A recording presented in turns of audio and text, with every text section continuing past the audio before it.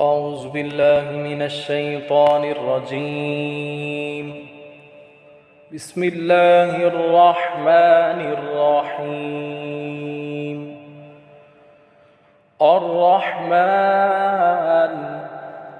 علم القرآن خلق الإنسان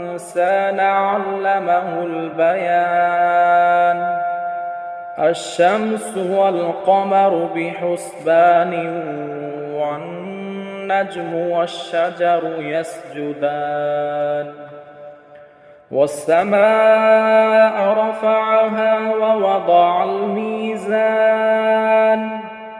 ألا تطغوا في الميزان وأقيموا الوزن بالقسط ولا تخسروا الميزان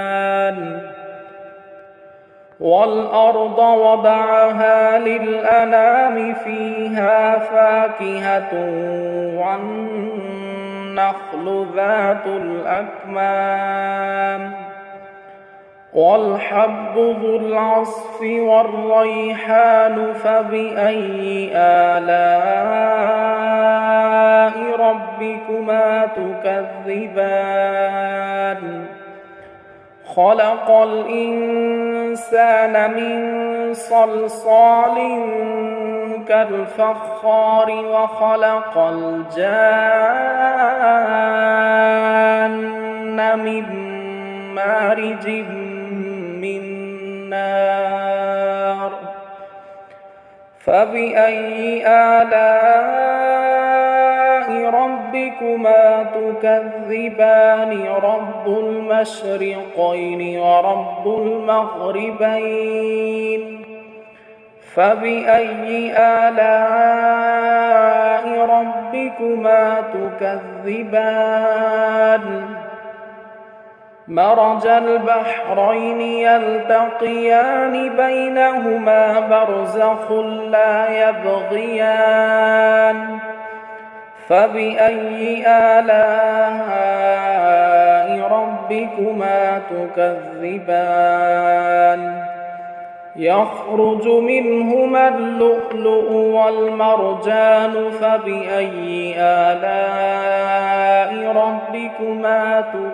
تكذبان وله الجوار المنشآت في البحر كالأعلام فبأي آلاء ربكما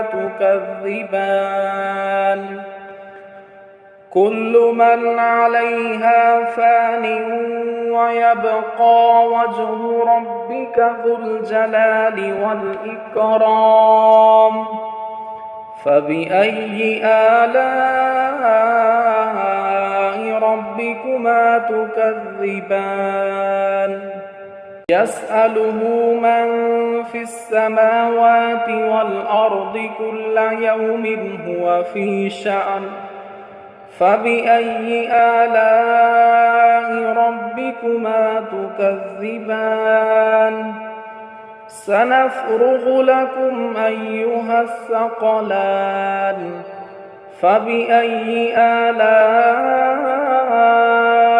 ربكما تكذبان يا معشر الجن والإنس إن استطعتم أن تنفذوا من أقطار السماوات والأرض فانفذوا لا تنفذون إلا بسلطان فبأي آلاء ربكما تكذبان يرسل عليكما شواظ من نار ونحاس فلا تنتصران فبأي آلاء ربكما تكذبان فإذا انشقت السماء فكانت وردة كالدهان فبأي آلاء ربكما ربكما تكذبان فيومئذ لا يسأل عن ذنبه إنس ولا جان فبأي آلاء ربكما تكذبان يعرف المجرمون بسيماهم فيؤخذ بالنواصي والأقدام فبأي آلاء ربكما تكذبان هذه جهنم التي يكذب بها المجرمون يطوفون بينها وبين حميم آن فبأي آلاء ربكما تكذبان ولمن خاف مقام ربه جنتان فبأي آلاء ربكما تكذبان ذواتا أفنان فبأي آلاء ربكما تكذبان فيهما عينان تجريان فبأي آلاء ربكما تكذبان فيهما من كل فاكهة زوجان فبأي آلاء ربكما تكذبان متكئين على فرش بطائنها من استبرق وجنى الجنتين دان فبأي آلاء ربكما تكذبان فيهن قاصرات الطرف لم يطمثهن إنس قبلهم ولا جان فبأي آلاء ربكما تكذبان كأنهن الياقوت والمرجان فبأي آلاء ربكما تكذبان هل جزاء الإحسان إلا الإحسان فبأي آلاء ربكما تكذبان ومن